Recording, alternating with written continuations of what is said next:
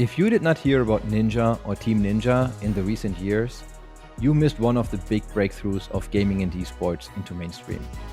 In our next segment, Jessica Blevins, manager of Team Ninja, joins TEO's Kevin Hitt to give us a behind-the-scenes view of building a global streaming and esports brand.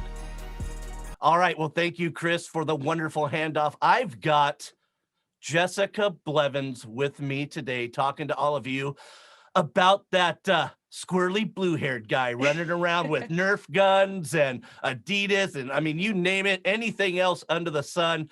This guy, Ninja, let's just put it out there, Ninja, our blue-haired favorite streamer, and we've got his manager, the woman that's putting the empire together. Jessica Blevins, thank you so much for being here. Yes, thank you guys so much for having me. It's great to meet you, Kevin. You decided I'm going to help out. And so tell us a little bit about how that partnership even began with you and Tyler. Yeah, so we were living together at the time, and I had just graduated college with a degree in interpersonal communications and human resource management. I was a bit on the fence about what I wanted to do. I had worked as a recruiter for a couple of months, but that was at just like a temp staff agency, and I wasn't loving that. Yeah. So I thought, you know what, I'm going to stream. I had been streaming for a couple of years. Tyler introduced me to that, thankfully, but I knew Tyler was passionate about that. And it was like, I'm doing this as long as I can. That's what he wanted to do. And really it started after he had stepped out of competing in Halo. So Halo had gotten dropped from Major League Gaming, their circuit, and they really were focusing on Call of Duty. So that was just devastating to so many of the Halo pros because that was their livelihoods and how they were making money. Once MLG dropped it, it was kind of like, we don't have a home anymore. So eventually, thankfully, he stopped competing in like the one-off tournaments hosted by, you know, this company and that company after MLG had dropped it. And he just started focusing on streaming more. It was like, hey, listen, these BR games are coming out and you were amazing at an FPS. So it translated over. I mean, his FPS skills were just insane in a Royale game. So because he was so good at those games, he started gaining more viewers. And as his stream started growing, we started getting emails, and he was just a guy that wanted to game and stream. It was like, I don't want to sit on the computer and respond to emails or get on a phone call. So I said, listen, how about I start managing you and I'll take care of all this stuff. And he was like, let's do it. Go for it. And that is how it started. It started out as me pitching people instead of people wanting to work with him at first. And, you know, now you see where we're at, but it's definitely been a very different and growing process of managing him. Yeah, absolutely. And so now that you're at this point where you've got, you know, Tyler, former Halo pro, killing it at Fortnite, you know, when it became huge and all these things,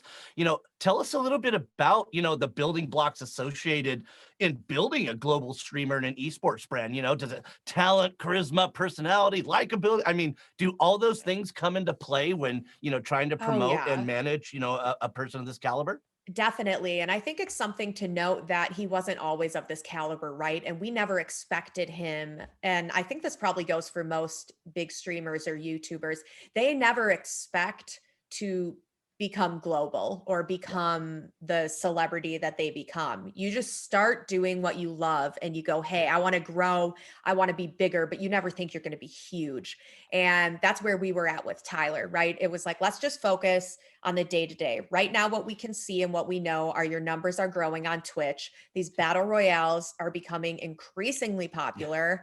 Where can we go from there? So thankfully, I already had the talent there, right? Like I didn't have to mold him in any way. He was great. He was a Halo professional. He was good at the game. That was great because people already wanted to watch him and try to learn from him with the new battle royales.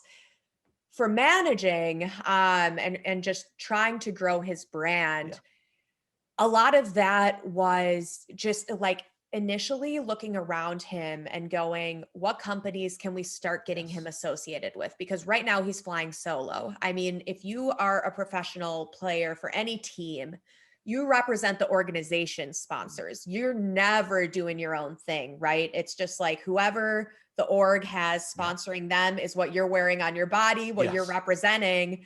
And so my first thing was, wow, he's always been on an org and now he's just solo. So let's try to get him personal sponsors since he's not on an org. And that really started with just looking around with the peripherals. What keyboard is he using? What's his mouse, microphone, headset?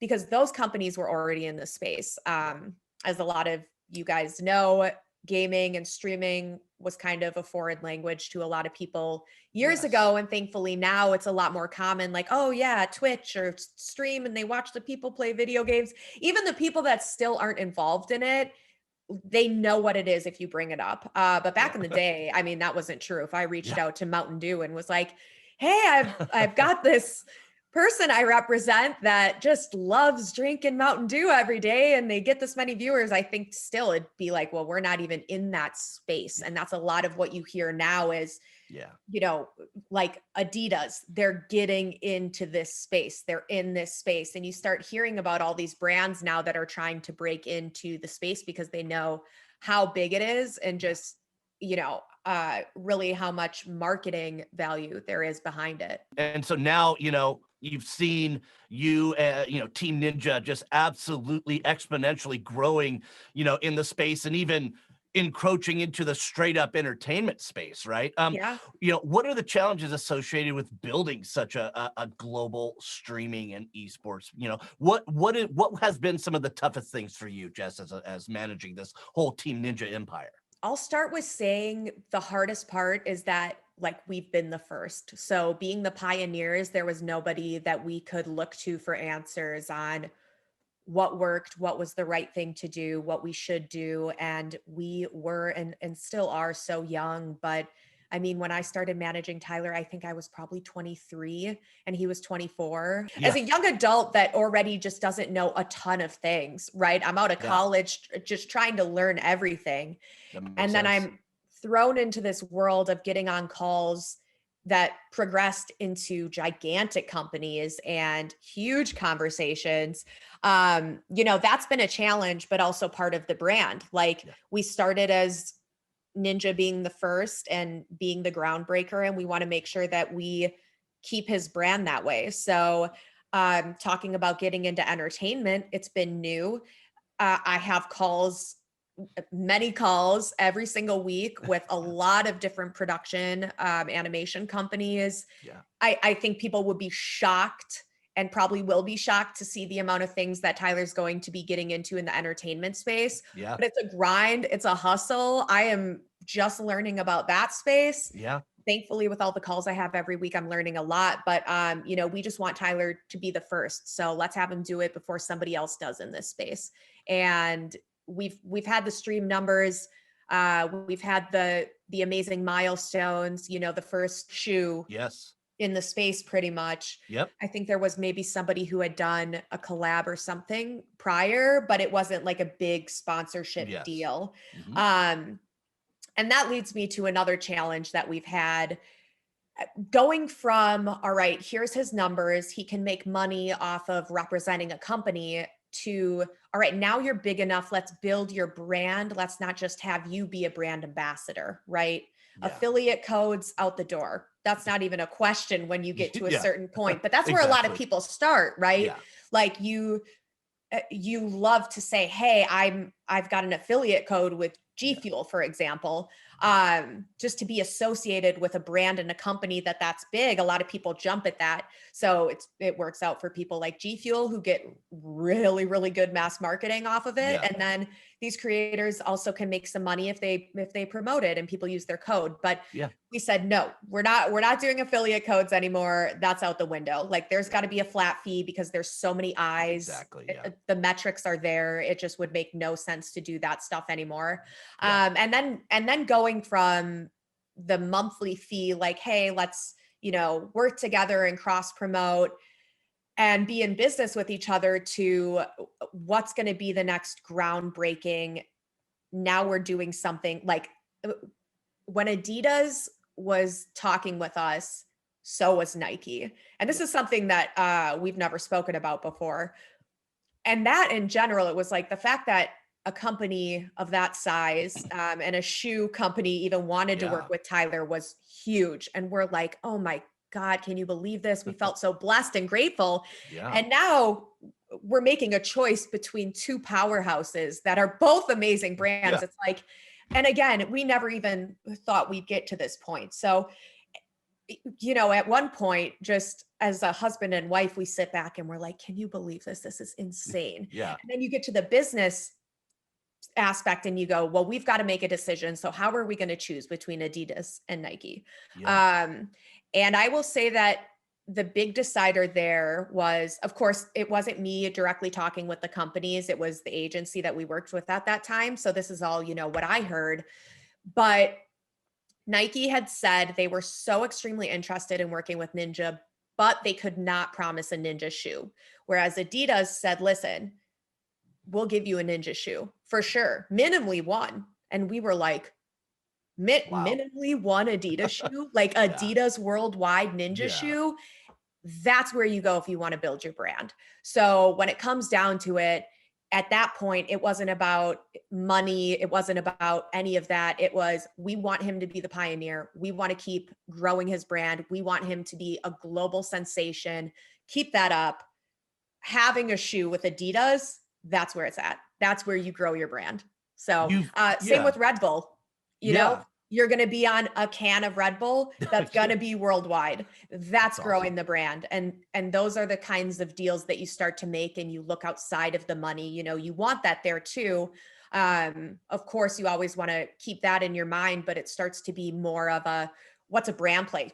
Almost you would be willing to do things for free. You know, Dwayne "The Rock" Johnson, say he reaches out. We're not asking his money, you know, you get those collaborations. It's like, it just makes sense. It's going to grow your brand. So those are the day-to-day ways that I think about the next partner for Tyler right now in this space. You've literally taken us from affiliate code to flat fees in like 2.5 minutes. We literally got the speed run, if you will, to coin one of our phrases, of showing the career trajectory. And that, I mean, such an amazing glimpse into the inside view of what you've done over. I know, I could do a whole master class on this. So I am like summing it up for you. No, and I hope it makes sense. No, it absolutely makes sense. And I mean, we are on a speed run here also with Esports Rising. So the last question I have for you is, I mean, just what have you learned, you know, going through this whole process that has just really helped you become, you know, one of these just veterans in the space? Yeah, that is a very hard question because, like I had already mentioned, I was learning from day one. And I think every day I wake up and I'm still learning. I'll be learning after this, seeing what the internet's response is to what I said on here. And I think every single day I am learning. Truly, a lot of what I've learned so far comes down to things almost behind the scenes. So we've got these deals, we've got these great offers, and we can go over the last couple of years, right?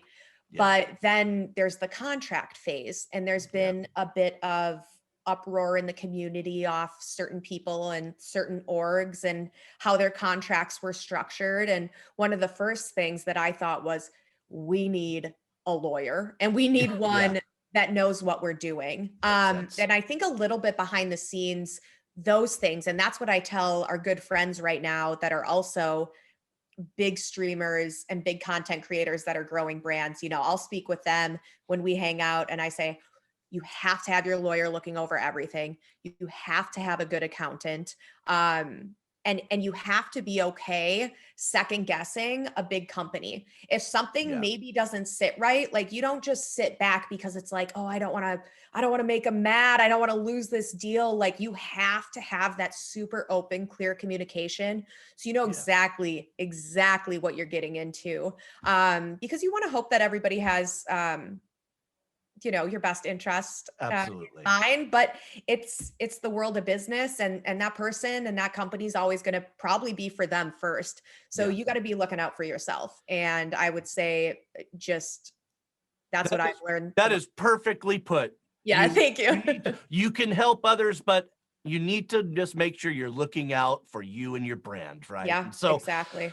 Jessica, we are at the end of our speed run here. Oh, this is so And wonderful. and I can't thank you enough for coming and joining us here at Esports Rising. It really means a lot to us. And I've learned a ton in just the, 15 or so minutes we've been together. So I love this. Love I just- Esports Rising. Thank yeah. you so much for having me, you guys. This has been Awesome. wonderful. All right. Well, I'm sure we'll talk again soon, but for everybody Yes. here, we'll see you next time. Yeah, stay tuned. See you guys later. For holistic virtual solutions that include broadcasts and interactive platforms, Corporate Events Inc., your virtual event partner.